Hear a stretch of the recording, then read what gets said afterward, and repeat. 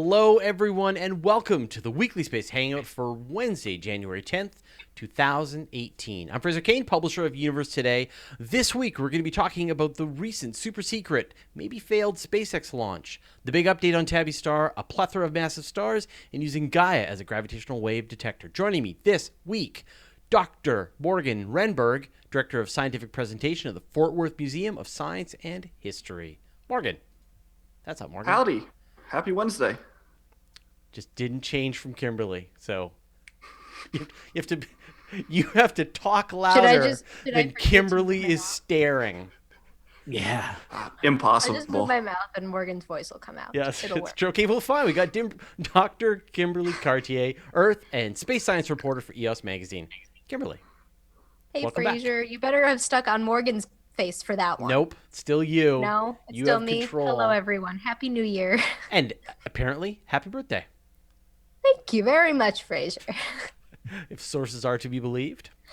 Sources being me. And as well, we've got Dr. Paul M. Sutter, astrophysicist at Ohio State and the host of Ask a Spaceman. Paul. That's me. It did change to you. Whew.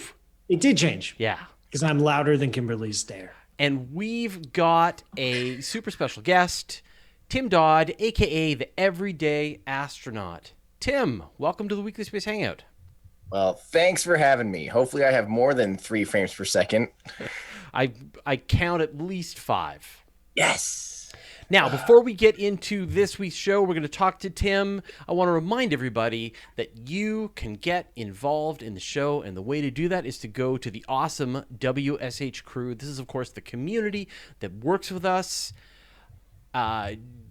Just so you know, they reached out to Tim, got him on the show. I had no idea this was going to happen, and here he is. So if you want to be a part of this community, help organize the guests, help pick some of the stories, and be able to just chat with us anytime you want, go to wshcrew.space, and there's instructions that provides the Slack chat that's down here on the bottom, and a great community of fans and friends of the show. So go to wshcrew.space. All right, Tim. Yes, sir. Now, I gave you a hard time at the beginning, and that is that you have one job, which is to wear an astronaut suit and then travel the world. Here you are on the Weekly Space Hangout. No astronaut suit. Essentially naked, really. That's what they wear underneath. Yeah, I failed. I have it next to me. It doesn't Can leave you my at least side. just lift up? It's sort of. Oh, here. This is the worst part. The worst part is that neck ring. I wouldn't wish that on anybody. If you ever want to torture someone, just here, wear this neck ring for an hour, and they will crumble. So, let's see the helmet again, because that's a legit astronaut helmet, right? This is from it's a VMSTK 45, I think is what it's called. It's from a MiG. Also, it's very broken. It's always has been. So someday I'll have a demo or a blooper reel of this visor popping back like this and ruining everything I'm working on. And also, the surface of it used to be flat, and now after years of travel, it's pitted about like a golf ball or the moon. And there we go. I wonder what the folks in the astronaut corps would have to say about your treatment of your uniform. The statement of the state of my gear is not pristine, and nor was it in the beginning. It came to me in shambles, and it continues to be that way. Now, you first came across our radar, and my editor over at Universe Today, Nancy Atkinson, she at one point slacked him. He's like, "Oh my God, you got to check out this guy. He's taking these pictures of himself in an astronaut outfit, but there's these really great photography, and then he's placed himself inside of it." And then you explain how this all started. Yeah. Oh man. Well, I am a professional photographer. I grew up liking space, and then I bought a spacesuit as a joke, basically, and didn't really know what I was going to do with it in life, because I don't think anyone plans that far ahead in life. But it showed up to my doorstep, and I still, at that point, I was a space guy, but not much more than the casual observer. And in the process of creating artwork with it, it actually sat around for a little bit, and then at some point, I kind of got inspired to do, I went down to Kennedy Space Center, watched my first launch. It was a SpaceX CRS-3 launch in 2014. And just in that trip, I went from casual observer to like full blown caught the bug, hardcore caught the bug. And that's when I decided I came home and I was missing all of the cool space stuff. So I kind of felt like I was, stuck in Iowa away from all space things. And that's kind of how Everyday Astronaut started. It was like this juxtaposition of an astronaut away from, whatever element he's supposed to be in, stuck at home, basically. Yeah, I just posted up a bunch of your pictures while you were talking, and there's just like all these great shots of like you crowd surfing at a concert or you kicking back and watching Apollo 13 in the living room. And the point is to do all of the mundane activities that an astronaut might do while, out and about. But then it kind of transformed and you turned into a proper space explainer. How'd that happen? Yeah, I think I started getting frustrated that I would hid a bunch of cool, fun space facts in my pictures, and I'd do a lot of research about, like, for instance, if you find the original Everyday Astronaut series, I think it's on my website, everydayastronaut.com. The very first picture is me waking up on a bedside table, and next to my nightstand, I've got like a bed sheet that looks like a spacesuit. So I'm like wearing a spacesuit under the spacesuit. And next to the bedstand, there's a alarm clock and an echocardiogram. And the echocardiogram is Alan Shepard's echocardiogram from his first launch. And then the alarm clock was the wake-up call time alarm for the last space shuttle mission for STS-135. So I was kind of trying to represent like the beginning of human spaceflight from the United States' ground and the end of the American spaceflight program from the United States' ground. In one little picture. And I just kept finding all these fun Easter eggs and finding all these fun facts. And I found out that through artwork, and especially specifically through Instagram, a platform that has instant gratification and zero ability to grab someone's attention, it's a terrible platform to actually teach people. You might inspire them and make them go, oh, cool, but then that's it. And I think I just fell more and more in love with the hardware and the history and the mechanics and all of that. And I just kind of said, well, how do I do this best? And I think it just became trying to find other platforms to do so. Yeah, and I think, most recently you've been doing a lot of work on YouTube. Definitely, gotten a ton of videos out there, really slickly produced with lots of good information. How did you go? How was it making that jump from photography to video? It was terrifying for me. Technically the two worlds are pretty similar. I had done video work before and stuff like that. So it definitely wasn't, that end of it wasn't scary to me. But for sure, even though I was trying to hire myself out to do public speaking, the hardest part for sure was the speaking part and the presentation part and being pedantic because it's the internet. So as soon as you say one thing, even like a little bit too firm on something instead of like kind of, it was definitely a learning curve with that. But I think the biggest thing was how do you, I had to stop taking jobs as a photographer. And I actually decided in 2016 that 2017, I was going to treat Everyday Astronaut like a full-time job. And, my wife and I decided that was okay to do. We had a little bit of padding in our savings account and we wouldn't be ruined if I made $0 in 2017. And I almost made $0 in 2017, but I treated it like a full-time job and kind of had to throw stuff at the wall to see what sticks. And if you like, I didn't even make a real produced video on YouTube until like March 1st, basically, because before that I was trying Twitch and I was trying some just kind of other things, and nothing was even feeling like it was sticking. So I just kind of, my brother-in-law and another friend of mine in Tennessee kept telling me, you just got to keep with the YouTube thing. Just keep trying it. And it's what the cool kids are doing. It's what the cool kids are doing. Here we are on YouTube. And I think the thing with YouTube was that's so different is you have engagement rates for minutes as opposed to engagement rates for seconds. And I just saw the value in that as if you are actually trying to educate someone, it doesn't matter if you're reaching 100 people right now, as opposed to, my Instagram account, like the beginning of the last year, had over 50,000 subscriber followers. But I was probably actually engaging with those 100 people on YouTube more than I was the 50 plus thousand on Instagram. And I saw the value in that and just invested in producing longer form content that could specifically answer questions. So most recently, you've really, dived into being quite, a lot of information on SpaceX, and you've been tracking what's going on with the Falcon Heavy. Why did it take so long? Well, the biggest reason is because the Falcon 9 wasn't done evolving yet, and it was, in hindsight, in history, it's a little bit more obvious, but I think at the time, even for me, coming online to SpaceX fandom, 2014, it kept seeming like, what is going on? What is happening? This is supposed to fly last year.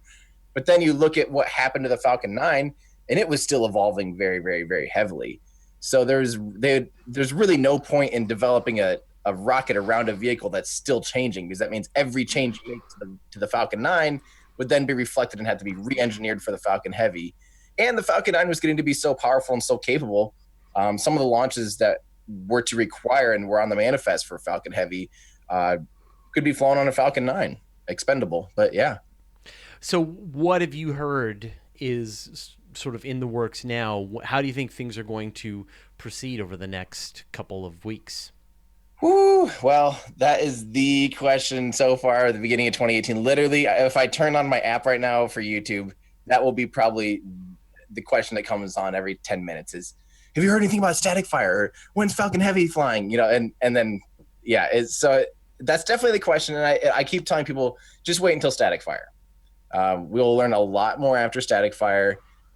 Just remember too, like, for instance, OG2, the Orbcomm 2 mission, December 21st, 2015, the first rocket that landed, was also the first version 1.2 of the Falcon 9, the first one to use extremely densely chilled propellants and oxidizer. And they had some teething problems just to get that thing static fired. I don't remember if people were paying attention at that time, but holy cow, it was painful. We were waiting and waiting for them to static fire us because they had a lot of new subsystems, a lot of new procedures that had never been performed before. And I'm not trying to hold my breath too much because I just know, wait until static fire. If all goes well with static fire, they'll report back as quickly as possible. For people who don't know, what is static fire?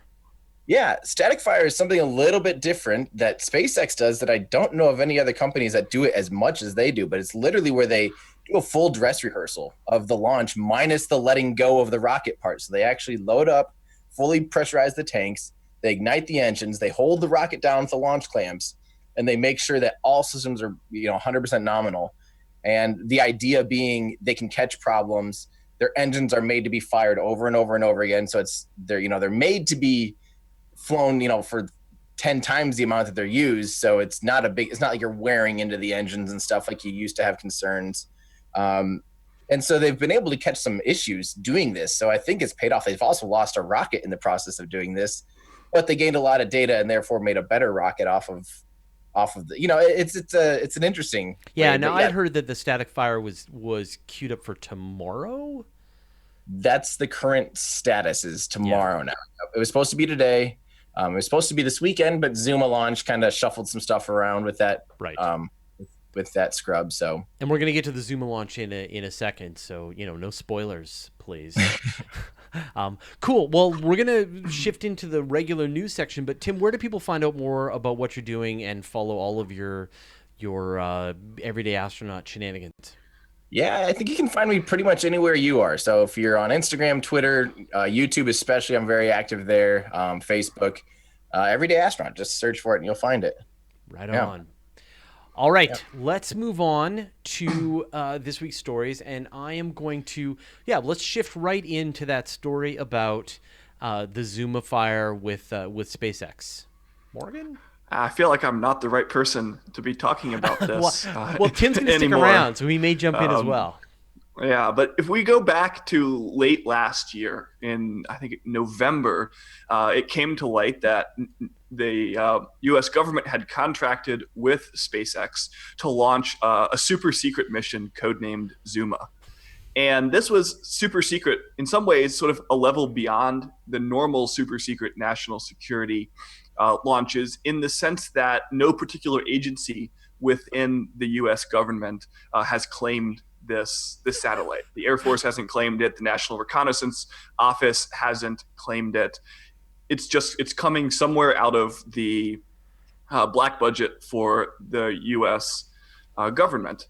And since it was first came to light, there's been a series of delays. It was supposed to launch in November, then it was pushed into December, then it was pushed into January, and even in January, Tim mentioned it was scrubbed one day and pushed back to Sunday, where it finally launched.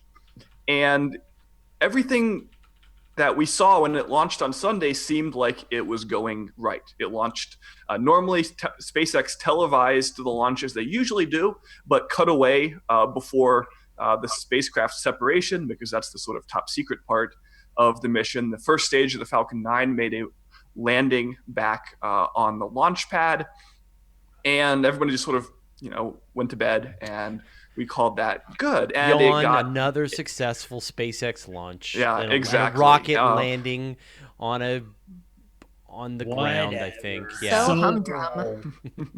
And the rocket or the satellite got an official designation in the database that tracks all the things up in space, which means it made at least one complete orbit of the Earth. But then on sort of Monday, Tuesday timeframe, there started to be rumbles that something hadn't gone right.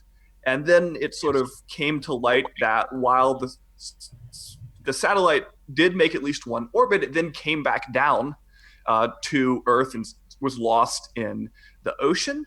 And then there was sort of the question of, did it ever actually separate from the second stage of the Falcon 9?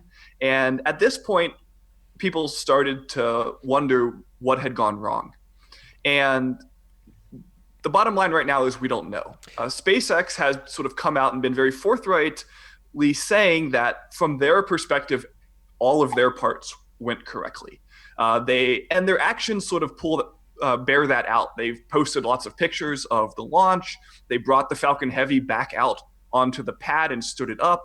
All the things that you would expect them to do if they weren't anticipating some sort of accident investigation. But the federal government isn't commenting, and Northrop Grumman, who built the satellite, also isn't commenting. And so right now, the sort of best guess that I have heard is that the satellite didn't correctly separate from the second stage of the Falcon 9. And normally that'd be on SpaceX, because the payload adapter is the thing basically that's designed to push the satellite off away from the spacecraft. But for this very secret mission, the payload adapter was supplied by Northrop Grumman as part of the overall package of the satellite. And that's basically where things stand. SpaceX is saying it's not our problem, it's not our fault. Northrop is saying this is a secret mission, we don't talk about it. The federal government is denying the entire thing. And my favorite thing, I guess I'll end on, is that some people are saying maybe this is all just a cover-up, and the satellite's up there doing its job, and they just want us to think that it's sitting somewhere at the bottom of the ocean. Yeah, Well, that was going to be my joke. But you can't cover up satellites' existence. So anyone with that you know of, that I know of, sure. Yeah. No, you're exactly right. It could be a new kind of stealth satellite using Super some kind of sneaky Klingon satellite. cloaking double device. secret. Maybe it's just a super low albedo. No one needs to know it's there. Yeah. The trouble is, it'll be a few weeks before that, we can joke about it, but it'll be a few weeks before we can really know that, because the orientation of the satellite, which is sort of in a strange orbit, means that it's not really reflecting sunlight in a way that makes it observable to like amateur astronomers right now. But if you wait a few weeks, then the amateur astronomer community will be able to start looking for it. And given the sort of basic orbit that we know it's on, they'll be able to start looking for an object that's not in the database. Yeah. There's also if I were a super shady organization launching a super sneaky satellite, I would have it shift orbit after it got up there so no one could find it. But you can't, no one can find it, right? These things are flying around the Earth, and people have radar systems that are tracking at Space Command every single object that's out there. Yeah, the government knows if it's there or not. I don't think that's But in other dispute. governments know if it's there or not. And Maybe. various groups will Maybe know this that if is it's what there. they're testing because they know they're telling this line that, oh no, guys, it's in the bottom of the Indian Ocean. So they know everyone's gonna look, they'll look for it, and then if someone finds it, they'll give them a prize. Are we And living the in some kind of topsy-turvy world where I don't I'm know. the one, you guys are wildly speculating about I don't know. interesting super science? What I'm getting out of this is there's a super sneaky satellite that may have gone into orbit or may have fallen to Earth, and there's no way we're going to know. So there's no way we can ever figure out what went wrong. So, And there's also, I've heard some, a little bit of speculation that perhaps it did exactly as intended and it was supposed to only re-enter and be some kind of advanced re-entry weapons guidance system or something. Who knows that it did exactly what it did, but they just Yeah, remain that's like, a definite possibility. too. Yeah, for sure. that's a very good point. Yeah. Yeah. Super interesting. See, That's it's just all too convenient. yeah. We're never going to know. It'll take like a decade for it to be declassified or more. Or and, never. and perhaps too, since SpaceX has, this is total, like almost tinfoil hat speculation, but SpaceX has so many cores that they have just on standby, as opposed to, if you were to hire up an Atlas V rocket, it's going to take you 2 months on their advanced quick turnaround system. Maybe they're like, hey, can we actually use the Falcon 9 as a proper ICBM, weapons delivery system? So I don't know if that's legal. I don't know anything about that. But You heard it here first. Elon's going to nuke Earth before he nukes Yeah. Mars. So much speculation. This was the oh test. my That's gosh. a lot of You speculation. can't shoot the giant laser at Earth to take out a few key cities, and then he'll hold the nukes over us as the ultimate threat. He's going after Jeff Bezos. Seattle, brace yourself. And yet the sad thing is that none of these are completely out of the question. We will Who never knows know. what's gonna happen? And Besides he's the digging nuclear part, 'cause- tunnels underneath it, so he can send the secret armies anywhere he wants in the world. With the lizard Am I people? the only one that sees this? But do you Well, don't know The what secret armies of is lizard people, right? a resolved piece of science is what's going on with Tabby Star? Right. Hey, you want to know what's going Again? on with Tabby Star? Oh my gosh. Oh my gosh. There's an answer that I actually believe for a change. It's dust. Didn't you? Does anybody see that Shocker. Has it? Yeah. Didn't they say Not that it was surprised. dust? So Earlier? they said that part of it was dust. So remember, the thing with Tabby Star, Boyajian Star, is that there are two unexplained phenomenon going on. There's the individual dips, which are irregular in shape and size and periodicity, and who knows when they're going to occur.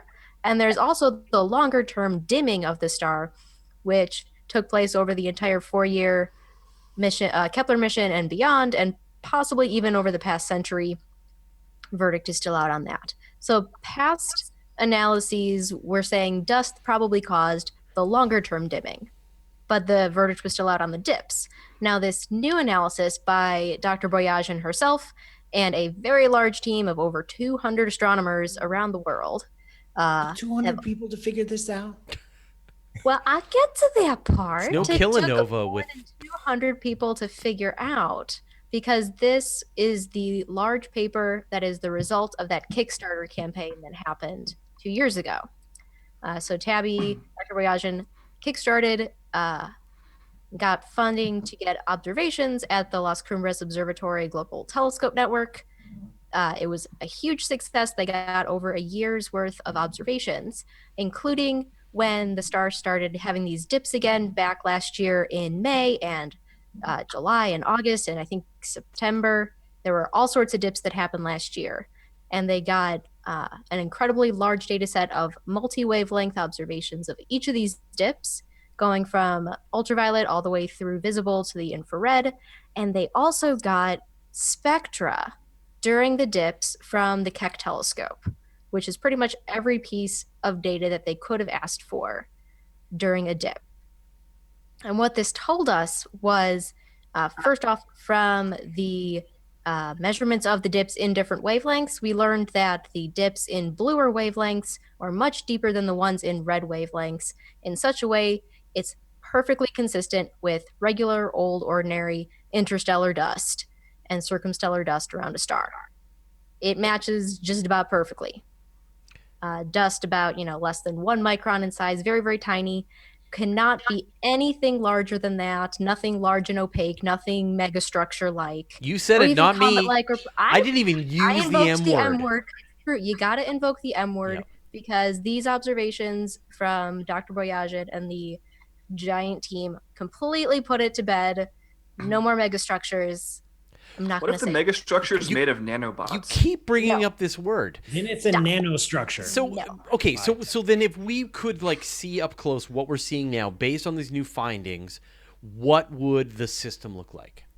We'd probably see a cloud of very tiny but still very transparent dust surrounding the star. It wouldn't be like a smooth, very even consistency of the dust. Some of it would have to be clumpier than others, but the dust itself would still be very fine and mostly transparent. We wouldn't see any sort of hot ionized gas in the system. The spectra from Keck rule out hot gas and neutral gas, so it's just dust. No gas associated with any of this. So we'd probably see just, a cloud or of clumpy, transparent, very fine dust. But then how did it get there? Because this isn't common around other stars. The star itself is kind of old. It may be, remnants from an old planetary system that got ground up. Maybe there was some sort of encounter with a transient star passing by that disrupted something and knocked a bunch of rocks together. Who knows? We still don't know that. And I should say that while it is most likely very definitely dust, we haven't ruled out a few other things, though it's dust. I'm not saying anything else. Right. It's dust. So I want to know what the Kickstarter backers get. So the Kickstarter backers, one, they got to actually name all of the dips. So each of the dips have fun names like Celeste and Elsie and things like that. More fun name. And I think they also got a bunch of swag, t-shirts and stickers, and got to actually, I think there was also a trip to the Green Bank telescope for some of the breakthrough listen observations of the stars. What did the shirt say? It's just dust? Well, no. Now they would say it's just us. It has the really awesome Tabby Star logo that says "Where's the flux?" with the big eye. Wait, Tabby Star is a logo? Tabby Star has a logo. Oh my God. So go to the Kickstarter Great campaign branding. or go to where'stheflux.com. And you can see this. It's in dust. Now, we can let's- have Dust. one That's on where the there. flux is. Let's talk about the controversy here. Not Okay. the destroying M-word? my precious megastructures controversy. You said it, not me. No, you started it. Yeah, But I think all of us have said it by now. yeah, which we've is- all said it. It's happened. So here's the thing. This is fairly unprecedented that this size of a citizen science project, a Kickstarter, has come together to fund the observations of one star. And aren't there thousands of astronomers begging for telescope time who would love to be able to raise that kind of money, especially from the public, to be able to take over various instruments and be able to do these kinds of observations, Yes. right? Yes. What's the controversy? Well, What's the controversy there? The controversy is why couldn't Dr. Boyajian, Tabby, get funding for follow-up observations through the usual grant channel? So if she couldn't convince her peers that this was worth all this telescope time, but then was able to appeal to the public based on the popularity of the megastructure of idea, the which megastructures. if nobody had said the word megastructures, nobody in the public would care about this astronomical result. And then use that funding to displace other potential research that we could have done when it was just dust the whole time. Okay. I'm now taking the seeing your devil's advocate. Yeah. Yeah. I'm now saying the controversy. And while I can't speak for Dr. Boyajian herself, because I am not she, if I were to do such a thing, I would have applied for those grants, and I probably would have been turned down because having something like the Hubble stare at this one star, like you said, it's a very poor use of telescope time. And it would not actually receive funding given how much in demand these large telescopes are. And Tabby Star was really something that required constant monitoring, lots and lots of observing time, constant observing time, and also very quick action if something were to happen. And that type of telescope observation is very expensive. No one's going to fund it, no matter how interesting it is. And we know that other people in the scientific community found this star interesting. There have been dozens of papers since the original dips and way after the megastructure idea was probably put to bed, like last year. There have been so many papers still trying to figure out what the heck's going on. We know that peers and other astronomers are curious, but getting all this observing time to look at one star was not going to happen through official channels. Mm-hmm. But part of the magic of LCOGT is that the time is public and pretty much anyone with the funding can get observations. It seems great to expand the funding base of science like this. We just don't want to incentivize other people to make sort of outlandish claims about their research in hopes of exciting that public That is true. interest. Yeah. I see. So as the devil's advocate, I am all for it. That would be the angel's advocate. Angel's advocate. I am 100% for whatever, like encouraging the public to get interested and excited in these kinds of observations. And I think they were very clear and upfront about what it is that they were not necessarily doing the hype, but they were definitely riding the wave. They were taking advantage of the moment that had come up and the interest in the research that they were doing. But they weren't doing pseudoscience. They weren't pushing this megastructure's concept. They of course were enjoying the fun of it, but I think that the way they proceeded forward was in my opinion totally legit. I think they had an amazing opportunity came their way, and they took advantage of it to get some really great science done, and they were able to raise money from people, funds from people, and real people. And how many thousands of people contributed to this campaign who now can say, I contributed to some really awesome science. Here are some of the things that I helped make happen. And Jay Schneiderman in the chat just says that, trust me, in the current funding environment, a lot of scientists are seriously considering crowdfunding. Now, I think just in general, that would be if all scientists had to go to crowdfunding, that would be terrible. But right. I think that to have another avenue where scientists can, if they feel like going through the regular channels isn't getting them the telescope time that they require, the funding they require, because you've got these little choke points. It's just like old school media, right? Like if no one wanted to run the Weekly Space Hangout on their television station, then we just couldn't do a show. Well, the internet now lets us do what we want to do, and here we are. So I think that this is the first step, and then you're going to get a tremendous amount of experimentation and different ideas. And what was this sort of groundbreaking thing that rose above the consciousness is going to come. We're going to see how this plays out over the long term, but my hope is that there will absolutely be a just like a revolution in the way that science gets funded, where regular people can participate. And by the way, we're going to change the show to the weekly Megastructures Blockchain Space Hangout. Can we not? That's the Can we new really name. not? Well, can I comment on this on somebody that I guess is an internet person, kind of a casual observer of things, is how I'm nervous that it's going to become like the media, where the media has to create these potentially misleading clickbait titles in order to get the layman to just be able to, click on the article that might be extremely factual and extremely correct. I have to play into that on YouTube is, I have to almost state the opposite of what I'm going to be talking about to almost stir up a little bit of controversy. Someone's like, hey, what? Oh, he's okay. Yeah, that is the answer, Clickbait title. Clickbait. And I'm nervous that if science becomes that way, we're going to get stuff funded that has no real significance, because someone's like, do aliens crap inside of shoes? We found it. And then, I don't know. Like, I'm nervous about the internet taking the just the mass of people that fall for the weirdest things and rally around Bodie McBoatface and all this stuff. If that is how we, if that tells us where our telescope time is going, I'm nervous. So now I agree. We should not let the internet dictate what science we do, because that's just a recipe for disaster. But the thing is that even if we get Kickstarter and crowdfunding going, is not going to be the primary source of funding for all of science. Taxpayer dollars will go towards the NSF, towards NASA, towards DOE, all these places that fund astronomy. They will dictate who gets that money. And then all the crowdfunding people can then choose to waste their money on silly pseudoscience projects if they want to, but that's their choice.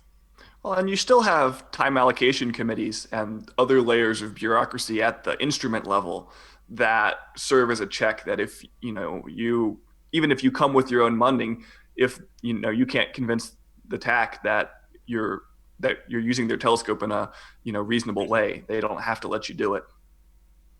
Also, very good point. Paul? You guys have made all the points. Okay. Then give us some science.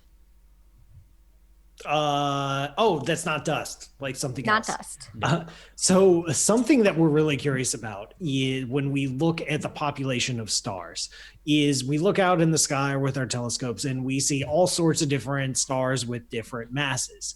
And would really like to know, when you have a random cloud of gas and dust that starts forming stars, what is the population demographics of the stars that it produces? How many little ones, how many medium ones, how many big ones, and how many really, really, really, really big ones? This is called, the technical jargon term for this is the initial mass function. Just how many stars of what sizes are you going to produce? And this was first worked out back in the 1950s by a fellow named Salpeter. And it's pretty much that plus modifications is our modern picture of what the initial mass function is in any particular galaxy. And there were some recent observations based on an article published in Science that they did some deep observations and spectroscopy of one particular star forming region, got to see a bunch of stars being formed in the act, so to speak. And there's way more massive stars than they expected. Like there are a bunch of stars like 200 times the mass of the sun, which for a while we weren't even sure if that was even a thing. In the past 13 billion years of cosmic history. Turns out it's like happening right next door and we're not exactly sure what's going on. In the Tarantula Nebula. Yeah, that's on a whole other Magellanic Cloud from our galaxy. Like a totally different galaxy. Totally different galaxy. Like, how many more of these stars than did we expect? Is this like 10 times more, 20 times more, 100 times? So I was anticipating that question and I wanted to pull up the actual Science article, but it's paywalled. And I can tell you, so I wrote a story about this and read the paper. And for stars more than about 20 times the mass of the sun, we're looking at about a 30% excess from what the sort of traditional IMF would suggest. And for stars 60 times the mass of the sun or larger, we're looking at about 73% more than we were expecting. So almost twice as many. So it's pretty skewed. Yeah, and the neat part of this is sort of the knock-on effects that they looked at, because you have more of these really big stars, you have a lot more things like supernova. And so they said that, core collapse supernovae could be as much as 3 times more common in the universe than we'd expect, which would make more black holes, which would make more binary black holes, which would make more black hole mergers, which is exactly what we're seeing with LIGO. And so we're seeing black hole mergers that at a rate maybe higher than we would have expected to see them with LIGO. So maybe that means there's more black holes out there, and here's a mechanism that makes that possible. Okay. Yeah, and the whole picture of galaxy evolution can potentially change because the supernova rate changes the metallicity abundance of a typical galaxy, about winds and outflows. You're absolutely right. There's so many knock-on effects. The question is this Tarantula Nebula a freak of nature or representative of any star-forming nebula? I mean, it's the most ridiculous star-forming nebula that we pretty much know of, right? In the relative nearby vicinity, it makes the Orion Nebula peanuts comparatively. So, Yes. do we get any sense maybe of? Oh, go ahead, Tim. I have a really important question. This all sounds terrifying. You're talking about tarantula nebulas and black holes, more of them than we thought. How scared do I have to be? I don't want to Frightfully forget it. frightfully scared. Okay. Well, it's in the Large Yes. Magellanic Cloud, so only if you've got your warp drive going and you can get several 100,000 light years away Wait, did from you Earth. just say warp drive? Yeah. was that one of the words that I'm not allowed to use here Trigger word. in the megastructure blockchain warp drive hangout? Oh. Oh. So one of the things that makes this so challenging to study is that these really massive stars have really short lifetimes. And so the sort of breakthrough of this paper was that they were able to look somewhere where they could see a statistically significant sample of these really big stars, all from the same population. And there's not that many places. Most of these sort of starburst regions where you see this huge star formation are happening really, really, really far away from us, where we can't look at individual stars. And so this was nice and close, but also populous, and kind of hit that sweet spot that made this a sort of observable phenomenon. So my question. Go ahead, Kimberly. My question is, so early in the universe, we know that stars had to be really massive because there wasn't a lot of metals. They had to be really big, and they, didn't live very long. Is this the same sort of physics? Is this just a very low metallicity region that's causing these giant clouds? Would we expect to see that, or is there different physics going on? But isn't it more that they could get bigger because of the low metallicity, not... In a low metallicity, if you just have pure hydrogen to create your fusion reactions and nothing else, that's relatively inefficient. So you need really, really big piles of mass before you can get self-sustained nuclear reactions. So that's why we think the early stars, the first stars to appear, were probably on the large side. Like... Is this the same sort of thing? I don't know. Yeah, I think that's an open question. They suggest their results are compatible with initial mass function that would allow stars at least 300 times the size of the sun at birth. We see a few stars like that out there in the galaxy, but they've all stolen mass from other objects. But that's a heck of a big star. 300 times the mass of the sun. I wonder how short it would live. Like, what's the shortest a star will live, Paul? Do you know? Off the top of my head, a few million years. Yeah. All right. Well, so I'm going to talk about my story this week, and this comes from the Gaia spacecraft, and this was a proposal put out, I think, from the University of Edinburgh. And so we've talked about the Gaia mission several times. This is, of course, the spacecraft launched by the European Space Agency. It's up there mapping all of the nearby stars in our vicinity. It's going to map, by the end of it, about 1 billion stars, about 1% of the stars in the Milky Way. It's going to map out their positions, their movements within the galaxy, and for a large part of them, it's going to be able to determine the actual chemical constituents of it, which is going to be really useful for astronomers. So just on that alone, it's going to be an enormous boon to science. And then on top of that, it's also going to be able to do things like find tens of thousands of planets. It's going to be helping people figure out dark energy, I think, dark matter, all kinds of things. Well, so people have proposed a new use for the Gaia Space Telescope, and this is to detect gravitational waves. And specifically, it's the kind of gravitational waves that LIGO and those kinds of gravitational wave detectors are unable to find right now. And that is these long period gravitational waves that'll come from the movements of supermassive black holes. And so the idea is that as a supermassive black hole is moving and as it's emanating gravity waves that are passing through the solar system, it's going to cause essentially everything on Earth and our spacecraft to shift back and forth as they go by, and that the mapping of Gaia, of space, of all of these stars should see a kind of like a characteristic shift as this gravitational wave is passing through the solar system. And this is something that they think should be able to be within the capabilities of Gaia as well. And this is a kind of gravitational wave that no one else has been able to detect with any of the other instruments out there. So supermassive black holes. So it's like Virgo and LIGO are getting like the high-pitched pinging and the sort of like the high riffs of an electric guitar, and Gaia can get like the low bass notes. Right, and this is the problem, is that that Virgo and LIGO can't detect these gravitational waves because the mergers of these supermassive black holes come together too slowly to be able to be captured by these instruments. So the size of them is very big, but the actual sort of how quickly that they go through is beyond the scale of these current instruments. The next level, like Lisa and stuff, should be able to find merging supermassive black holes. But the cool thing is that it's not about them merging; it's about them moving.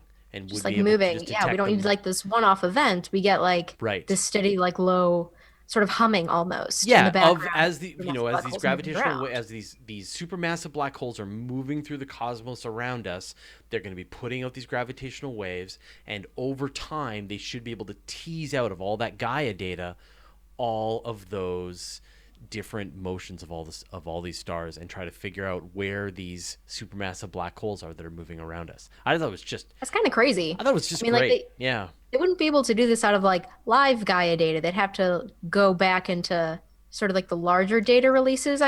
Yeah, they would have to sort of dig through Backwards? all of the Gaia data over time and try to tease out moments when all of the stars shifted around in their observations and try to use that to then map out where these gravitational waves and when were happening. So cool. Yeah. That would be really, really cool if it happened, Yeah. and we could actually tell that it was gravitational waves and not just some other random motion of stars due to regular old gravity. Yeah. Or regular old dark matter. Or something weird happening with the spacecraft because, you're looking at Right. very sensitive measurements, and if the spacecraft itself accidentally kicks out some spare photons, then, it would push the spacecraft around, and then you wouldn't get the observations that you were expecting. Heaven forbid if there's a reaction wheel that can fail or something. Don't even say it.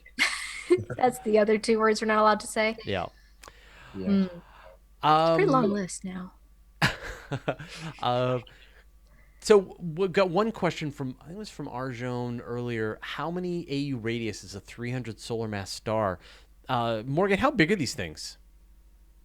That can depend tremendously on the sort of temperature, the composition. There are stars that we've observed in the galaxy that if you plop them into our solar system, the surface would extend past the orbit of Jupiter. Right. So, but some of those aren't the most gigantic massive ones. frickin' Those are the stars. big ones, right. but they're cooler and they're not Yes, but necessarily. they tend not to be Yeah. the most massive. Yeah. Same reason that planets, you add mass to a planet and sometimes it will shrink itself down because gravity starts winning more over pressure. So it's not an easy thing to say how big those particular ones would be. Yeah, and in particular, like at that such a high mass, the physics is so unknown because these stars are so rare. Like we can try and extend the physical relationships we know for regular old solar mass stars, and we can try and extend that to higher and higher masses, but there are so few stars that we can actually test that on. It's very difficult to figure out. All right, well, we've reached the end of the show. Actually, one question from Nancy Graziano is, when are we going to see the first pictures of the black holes? Anyone heard any update on this? Pictures of black holes? The picture of the event, the first images from the Event Horizon Telescope. Oh. Has anyone? It's about time. No. Okay. No. I don't saw think something so. on it, but I don't. Aren't they still trying to figure out where to put everything? Well, so what? Back in the summer, October. I'm trying to think. They took they used this worldwide collection of telescopes to produce this image of the supermassive black hole, but they were waiting on the data coming from the Antarctic telescopes because they need to wait for the weather to clear and for summer to arrive, and then they need to crunch all this data because when you do interferometry on radio telescope data, it's very computer intensive. So we're waiting for this first picture. How underwhelming is that first picture going to be, Paul? Oh, we lost his audio. We can't hear you, Paul. Oh.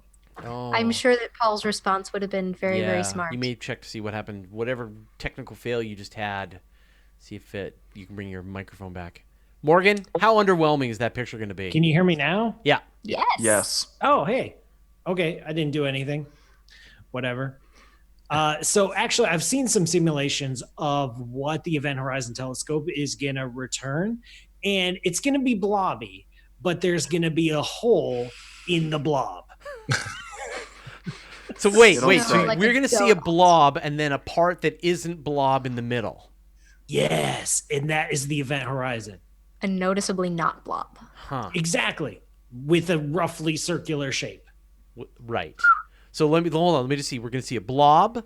We're going to see a space that's not blob, and it's kind of going to be a circle.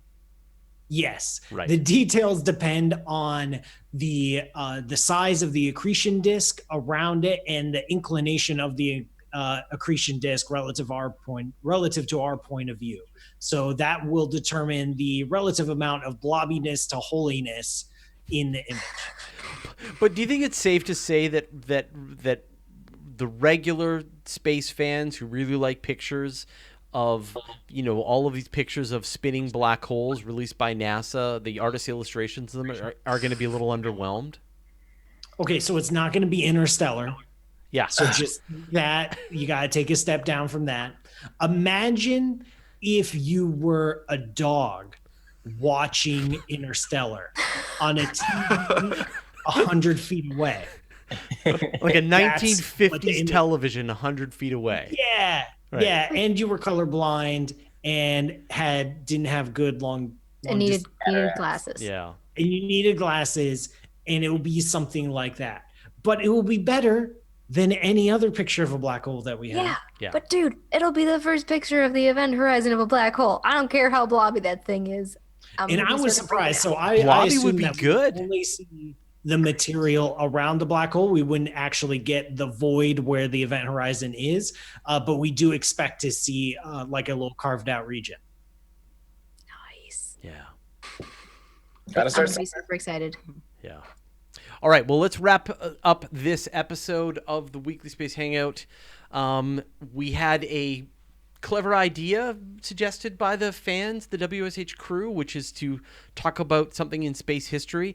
But I think, Morgan, you've got a sort of a shout out, celebration of John Young prepared. Yeah, I just want to remind everybody what an amazing person John Young, the NASA astronaut, was. In my view, he was probably history's greatest astronaut. He was the first astronaut to go into space 6 times.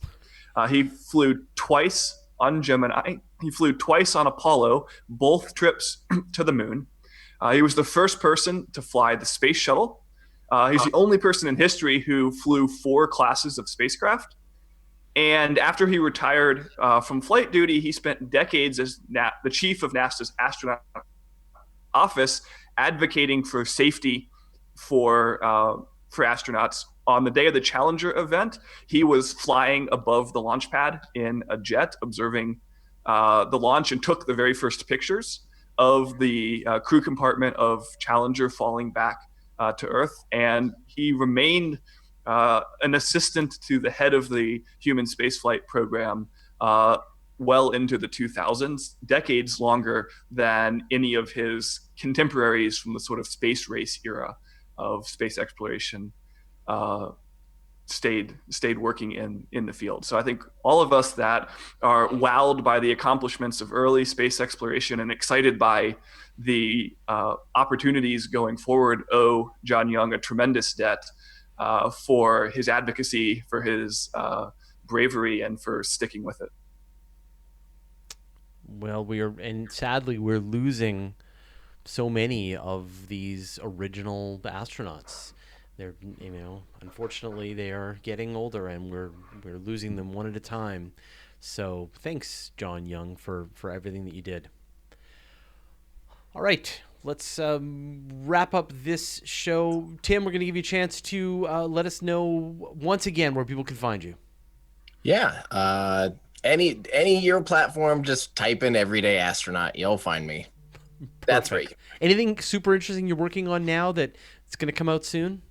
Yeah. if you are staying tuned, I can announce something that will be coming out in 2018 that's really exciting, something that I worked on for a long time in 2017, but I don't quite have it all ready to tell everyone, so stand by. But other than that, there'll be a lot more YouTube videos, and I'll be going down to Falcon Heavy to live stream that in person, and Wow. a lot of fun stuff, so I'm really excited about Oh, that. it sounds great. Yeah. It's gonna be so cool. And Morgan, you wrapped up a new script for SciShow? Yeah, I have a script going on, should be publishing on Friday, talking about those giant stars, as well as another story that I can't even remember what it was. It was a combo episode, feeling. but those giant stars are amazing. Yeah. And so it's so out of my field. I had a tremendous amount of fun writing that. You can check that over at SciShow Space, or you can hit my website, morganrenberg.com. Kimberly, got something cool you're working on? Yeah, so I got 2 really cool things I'm working on right now. One, which you should be able to read Friday afternoon, about how to grow vegetables on Mars. And they did grow potatoes. I can say that. On and Mars already? On Mars, no. And another very special one that I was super excited to write. That's coming out right in honor of the Grammys. So take a look at that in about a week and a half or so. Okay, great. Pretty exciting. And Paul, you just wrote an article over on Universe Today, all about the Atacama Desert. I did write an article all about the Atacama Desert and also advertising a trip I'm leading to the Atacama Desert. Go to astrotours.co for all the info. Space is limited. We have 7 spots left. Whoa. I thought space was infinite. Yeah. Okay, Ooh. space is infinite, and yet the hotel does have limited capacity. I know it's a contradiction, but we're going to work through that together. It's the So Sutter 7 paradox. spots remaining. And then also, if you are a fan of how the universe works on Science Channel, they had their premiere last night, all about how black holes may or may not exist. Spoiler alert, they exist. But I'm a feature contributor on that, and I'll be appearing on and off throughout the rest of the season. Great. Actually, there's a documentary on Nova tonight about black holes. The black hole apocalypse or something. I forget what it's called. Nice. That sounds great. But it's Nova. You can trust them. All right, great. Well, once again, thanks everybody for joining us. Let's switch to the gallery view. This was super fun. Tim, thanks for being a special guest. Come back anytime and have fun checking out the SpaceX launch. Thanks everybody. Bye. Bye.